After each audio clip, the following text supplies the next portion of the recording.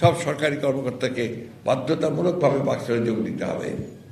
তখন সেনাবাহিনীর উপপ্রধান তখন জিয়াউর রহমান, তার কাছেও সেই ফর্ম এসেছিল। তো জিয়াউর রহমান সাহেব বাংলা খুব ভালো আপনার বুঝতেন না অতটা, যদি জটিল শব্দ হতো। তো উনি হাফিজ সাহেবকে এসে ওই কাগজ দিয়ে বলছে, হাফিজ দেখা তো এটার মধ্যে কী আছে। তো হাফিজ সাহেব যখন তাকে বললেন, মেজাবাজা তাকে বললেন যে এটাতে হচ্ছে বাকশালে যোগ দেওয়ার কথা। তো তুমি এক কাজ করো, তুমি ফর্মটা তোমার সবচেয়ে নিচের ফাইলটার নিচে রেখে দাও। কয়েকদিন আগে আমি শুনিনি, আমাকে মেজর হাফিজ সাহেব, যিনি একজন বীর মুক্তিযোদ্ধা, তিনি আমাকে ফোন করলেন। ফোন করে আমাকে বললেন যে ওবায়দুল কাদের একটা বক্তব্য শুনেছেন। কোন বক্তব্য? বলছে তিনি বলেছেন যে জিয়াউর রহমান নাকি বাকশালে যোগ দিয়েছিলেন। এই কথাটা কোথায় কবে উঠেছে, কোন পত্রিকায়, আমরা কেউ জানি না।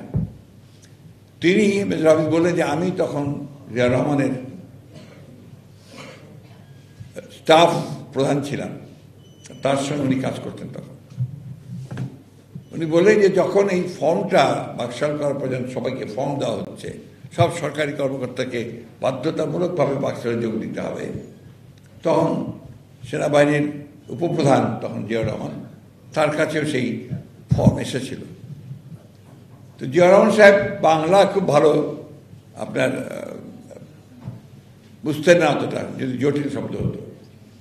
তো উনি হাফিজ সাহেবকে এসে ওই কাগজ দিয়ে বলছে, হাফিজ দেখা তো এটার মধ্যে কী আছে। তো হাফিজ সাহেব যখন তাকে বললেন, মেজাবাজা তাকে বললেন যে এটাতে হচ্ছে বাকশালে যোগ দেওয়ার কথা। তো তুমি এক কাজ করো, তুমি ফর্মটা তোমার সবচেয়ে নিচের ফাইলটার নিচে রেখে দাও।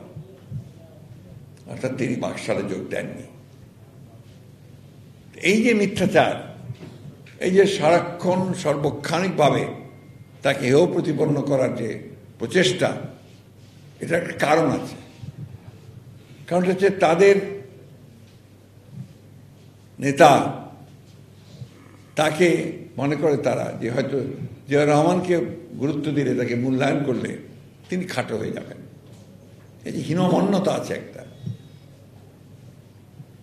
জিয়াউর রহমান সাহেব স্বাধীনতা ঘোষণা দিয়েছিলেন, একথা কেউ অস্বীকার করতে পারবেন না, কেউ না। যত বইপত্র যা কিছু আছে সব কিছু রিসার্চ করে দেখবেন যে ওই কথাটাই হচ্ছে সবচেয়ে বড় সত্যি।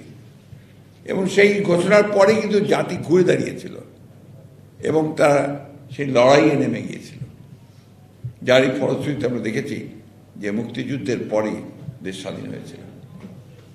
আমি কথাটা এই জন্যই তুললাম যে আজকে এই কথাটা বলা আমার প্রয়োজন ছিল, যে বাকশালে যোগ দেওয়াটা, আপনারা যে বাকশাল করেছিলেন সেই ব্যাপারে কিন্তু খুব বেশি কথা বলেন না। 1972 থেকে 75 সাল বা 74 সালে বাকশাল ঘোষণা করার আগে পর্যন্ত এ দেশের অবস্থা আপনারা কোথায় নিয়ে গিয়েছিলেন, এটা তৎকালীন পত্রপত্রিকায় চোখ বুলালেই আপনারা পাবেন। এমনকি বিদেশি যে পত্রিকাগুলো, যে সমস্ত পত্রিকা আপনার মানে সবাই চেনেন, জানেন এবং স্বীকৃত, গার্ডিয়ান, নিউ ইয়র্ক টাইমস, এই পত্রিকাগুলোতে যদি তখন আর্টিকেলগুলো দেখেন আপনারা, তা দেখবেন যে বাংলাদেশ তখন ভয়ঙ্কর অবস্থা দিকে চলে গিয়েছে।